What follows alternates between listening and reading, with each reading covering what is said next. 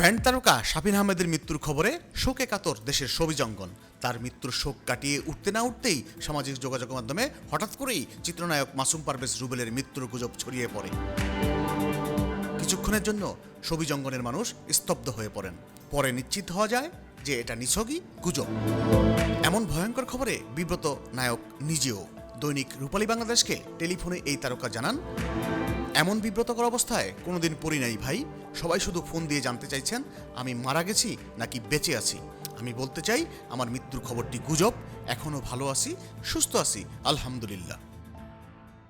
মানে ব্যাপারটা আসলে আমি যতটুকু না সামলাচ্ছি তার চেয়ে বেশি সামলাতে হচ্ছে বা মানে অকওয়ার্ড অবস্থায় পড়তে হচ্ছে আমার ফ্যামিলির দিক থেকে। জি, যেমন আমার ওয়াইফের কিছু আত্মীয় স্বজনরা আছে যারা কানাডা এবং আমেরিকা থাকে, বাইরে থাকে, তারা রেগুলারলি ফোন দিচ্ছে এবং জিজ্ঞেস হচ্ছে এইরকম দুলাবে নাকি অবস্থা হচ্ছে বা ভাই নাকি অবস্থা হচ্ছে।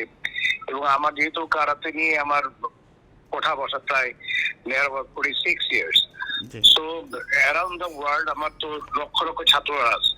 জি জি ভাই, তারা দেখছে এবং তারা আমার যেখানে আমার যারা ক্লোজ ছাত্র আছে তারা তাদেরকে গত 3 দিন থেকে এমন ভাবে ফোন দিচ্ছে যেটা চিন্তার বাইরে। এট দ্য সেম টাইম আমাকেও মানে ফোনের পর ফোন দিতে হচ্ছে এবং তাদেরকে বোঝাতে হচ্ছে যে আমি স্টিল আই এম অ্যালাইভ, আমি বেঁচে আছি এবং কথা বলছি। এই মৃত্যুর গুজবে যেমন উদ্বিগ্ন চিত্রনায়ক রুবেল, তেমনি তার আত্মীয় স্বজন, সহকর্মী ও ভক্তরাও। গুজবটি ছড়িয়ে পড়ায় সাথে সাথে বিভিন্ন জায়গা থেকে যেমন তার কাছে টেলিফোন আসতে থাকে, তেমনি তাকেও কাছের লোকদের ফোন দিয়ে বলতে হচ্ছে আমি জীবিত আছি। যেমন আমার একটু আগে আমি আমার কিছু ছাত্র নিয়ে বসেছিলাম, তখন এক ভক্ত শুনেছে মারা গেছে, সে বাসার নিচে আসছে, বলছে ওনাকে না দেখে আমি যাবো না। সে আমার একদম পায়ে বসে আমাকে জড়াতে হয়েছে, কান্নাকাটি করে গেছে কতক্ষণ। এই ধরনের একটা অকওয়ার্ড অবস্থা পড়তে হচ্ছে। সবচেয়ে বড় কথা হচ্ছে যে এই নিউজটা যারাই পড়েছে আমি মনে করি তাদের এটা করা ঠিক হয়নি।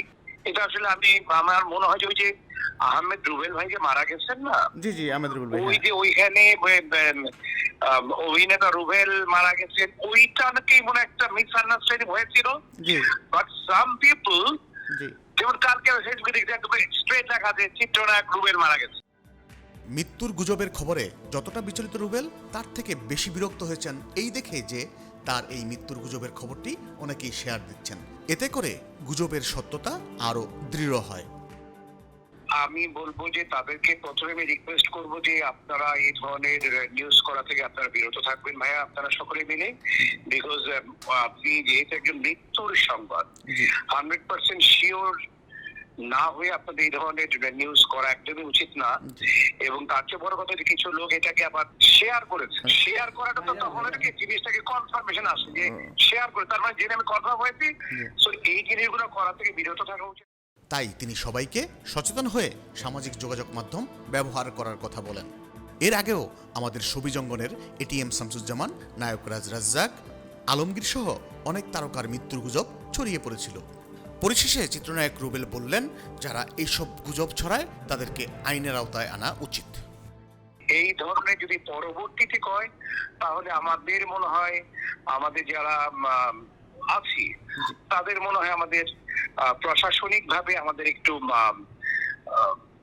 আগানো উচিত বলে মনে করি। এবং সেখানে আমি মনে করি আপনাদের সাহায্য সহযোগিতার হাত বাড়িয়ে দেওয়া উচিত।